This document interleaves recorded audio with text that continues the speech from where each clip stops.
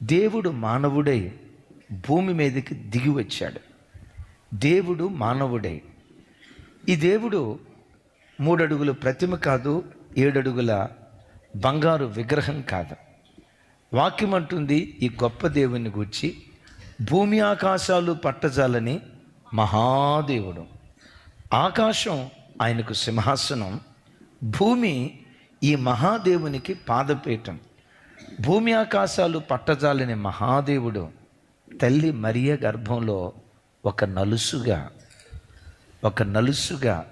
ఒక పరమాణువుగా, ఎంత భీకర స్వరూపాన్ని ధరించిన దేవుడు తన్ను తాను తగ్గించుకొని నలుసుగా తల్లి మరియ గర్భంలో పుట్టాడే. దేవుడు మానవుడయ్యాడు గనుకే ఇది ఆరాధనా దినం. Praise the lord. లోకంలో ఎక్కడైనా చూడండి, తక్కువవాడు గొప్పవాడు కావాలనుకుంటాడు. గొప్పవాడు ఎప్పుడైనా తక్కువవాడు కావాలని అనుకుంటాడా? ఒక ఎమ్మెల్యే ఉన్నాడు, ఎంపీ కావాలనుకుంటాడు. ఒక ఎంపీ మినిస్టర్ కావాలనుకుంటాడు. ఒక మినిస్టర్ సీఎం కావాలనుకుంటాడు. సీఎం పిఎం కావాలనుకుంటాడు. ఏ పిఎం అయినా పిఏ అవ్వాలనుకుంటాడా? అలా అనుకున్నవాడే మన ఆరాధ్య దైవం ప్రభు అయిన యేసుక్రీస్తు. ఇదే క్రిస్మస్ దినాన జరిగింది. నేనంట ఒక కండక్టర్ కలెక్టర్ కావాలనుకుంటాడు. ఓ స్టాఫ్ నర్స్ నేను డాక్టర్మన కావాలనుకుంటుంది. నిజమే, కొద్దివాడు గొప్పవాడు కావాలనుకుంటాడు. కానీ క్రిస్మస్ దినాన్ని ఏం జరిగిందో తెలుసా? భూమి ఆకాశాలు పట్టజాలని మహాదేవుడు మానవ మాతృడై తన్ను తాను తగ్గించుకుని భూమి మీద అడుగు పెట్టాడు గనుక ఇది ఆరాధనా దినం. అయితే ఈ విషయం ఏంటంటే, దీని గురించి ఫస్ట్ సెషన్లో నేను పూర్తి వివరాలు చెప్పాను. యేసుక్రీస్తు భూమి మీద ఎలా అడుగు పెట్టాడు, అసలు యేసుక్రీస్తు ఏమై ఉన్నారు. చాలామంది అనే మాట ఏంటంటే, యేసుక్రీస్తు వారు 2000 సంవత్సరాల క్రితం నుంచే ఉనికిలో ఉన్న దేవుడని. లేదు. బైబిల్లో మనం చూస్తే ఆదియందు వాక్యం ఉండెను, వాక్యము దేవుని యొద్ద ఉండెను, ఆ వాక్యము దేవుడై ఉండెను. ఒకసారి పెద్దగా చెప్పండి, ఆదియందు వాక్యం ఉండెను. వాక్యం అంటే ఎవరు? వాక్యం యేసుక్రీస్తు వారికి ప్రకటన గ్రంథంలో పెట్టబడిన పేరేంటో తెలుసా? వాక్యము. వాక్యము అనే పేరు పెట్టబడింది.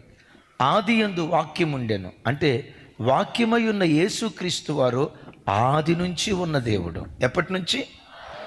అందుకని ఈ దేవునిని కొంతమంది భక్తులు పాట పాడేటప్పుడు ఇలా ఈ పదజాలం పెట్టి పాడుతారు, ఆది దేవుడు అవతరించెను అని. ఏ దేవుడు? నిన్న మొన్న కొత్తగా పుట్టుకొచ్చిన దేవుడు కాదు, ఈయన ఆది నుంచి ఉన్న దేవుడు. అయితే ఇక్కడ ఒక అద్భుతం ఏంటంటే, వాక్యమై ఉన్న దేవుడు వాక్యానికి శరీరం తొడిగితే అదే యేసుక్రీస్తు వారు. వాక్యానికి శరీరం తొడిగితే అదే యేసుక్రీస్తు వారు. భూమి మీదకి ఎలా వచ్చారయ్య అంటే అద్భుతం. కృప సత్య సంపూర్ణుడిగా ఆయన మన మధ్యకు వచ్చెను అని రాస్తుంది. దైవజనమ, కృప సత్యం. డేవిడ్ రాజన్న, కృప సత్యం ఈ రెండు భిన్నమైనటువంటివి. కృప తూర్పు అయితే సత్యం పడమర. తూర్పు పడమరలు ఎప్పుడైనా కలవటం మీరు చూసారా? పొరపాటును కలవం. కృప వేరు, సత్యం వేరు. కృప ఎప్పుడు ఏం మాట్లాడుతుందో తెలుసా? పాపిని క్షమించు, తప్పు చేసిన వాడిని క్షమించు, వాడు ఎంతైనా నీ కొడుకే కదా, వాడు ఎంతైనా నీ బిడ్డే కదా, క్షమించయ్యా అని కృప ఎప్పుడు క్షమాపణ నేర్పుతుంది. సత్యం ఏం చెప్తుందో తెలుసా? సత్యం అంటే నిజం, వాస్తవం. సత్యం అంటే న్యాయం. న్యాయం ఎప్పుడు ఏమంటుందో తెలుసా? దుష్ట శిక్షణ, శిష్ట రక్షణ. వాడు తప్పు చేశాడు, దుష్టుడు, వాడు శిక్షించబడాలి. ఇది సత్యం. వీడు నీతిగా బ్రతికాడు, వీడికి బహుమానం ఇవ్వు, ఇది సత్యం. వీడు పవిత్రంగా బ్రతికాడు, వీడిని ఆశీర్వదించు, ఇది సత్యం. వీడు త్రాగుబోతుగా బ్రతికాడు, తిరుగుబోతుగా బ్రతికాడు, నిజదేవుడు ఎవరో తెలియక దైవము కాని వాటిని ఆరాధించాడు కనుక ఇదిగో ఈ వ్యక్తిని శిక్షించు అని సత్యం మాట్లాడితే కృప ఏమంటుందో తెలుసా? అయ్యా వాడు తెలిసో తెలియకో తప్పు చేశాడయ్యా, నువ్వు క్షమించకపోతే ఇంకెవరు క్షమిస్తారు ఆయన్ని? నీవు అంగీకరించకపోతే ఇంకెవరు అంగీకరిస్తారు అని సత్యం మాట్లాడుతుంది. బిడ్డలారా, సత్యం తూర్పు అయితే సత్యం పడమరైతే కృప తూర్పు. తూర్పు పడమరలు ఎప్పుడూ కలవు, కానీ కృపా సత్యాలు కూడా కలవు. వాస్తవంగా అద్భుతం ఏంటంటే యేసుక్రీస్తు వారు కృపా సత్యాలను కలపటానికి భూలోకంలోనికి దిగి వచ్చారు. కృపా సత్యాలను గురించి ఓ చక్కటి వివరణ చెప్తాను. ఆ ప్రాంతంలో పేరు మోసిన మంచి నీతి న్యాయాలు కలిగిన ఒక జడ్జి గారు ఉన్నాడు. ఆయనకు ఏకైక కుమార్తె గారాల పట్టి బహుగా ప్రేమిస్తాడు. ఓ రోజు ఆయన తన ఇంట్లో తన కార్యక్రమాలు చేసుకుంటున్నప్పుడు తండ్రికి తెలియకుండా కారు తాళం తీసుకొని డ్రైవింగ్ అంతగా రాని ఆ అమ్మాయి కారు వేసుకుని బయటికి వెళ్ళిపోయింది. ఈ పరంపరలో యాక్సిడెంట్ అయింది. ఒక అమ్మాయి 2 కాళ్ళు ఉన్నపాటున నుజ్జు అయిపోయాయి. మొత్తానికి కేసు ఫైల్ అయింది. ఆ కేసుకి జడ్జిమెంట్ తీర్చాల్సింది తండ్రే. ఈ అమ్మాయి అనుకుంది, మా నాన్నే కదా, కాబట్టి తప్పకుండా న్యాయం తీర్చేటప్పుడు చూడనట్టు పోతాడు, నన్ను శిక్షించడు అని అనుకుంది.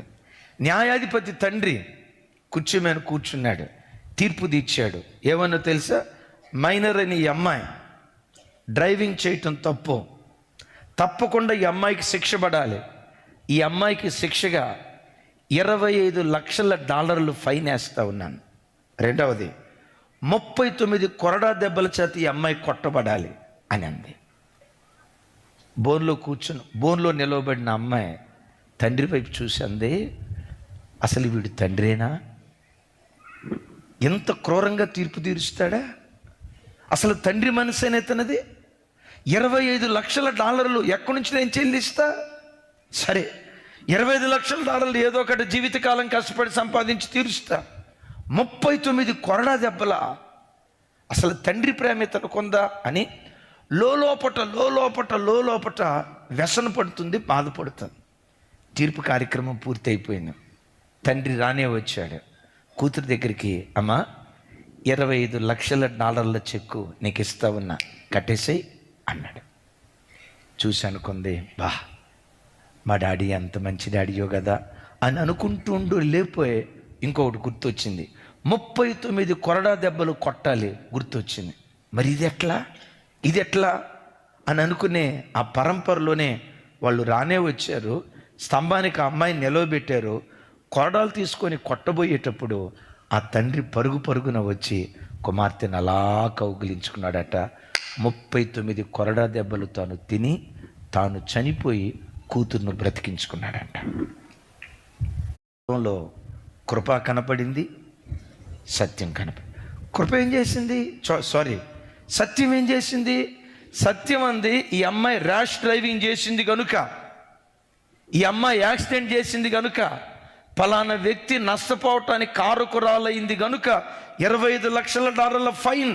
సత్యం ఇది న్యాయం, ఇది వాస్తవం, ఇది జరగాలి.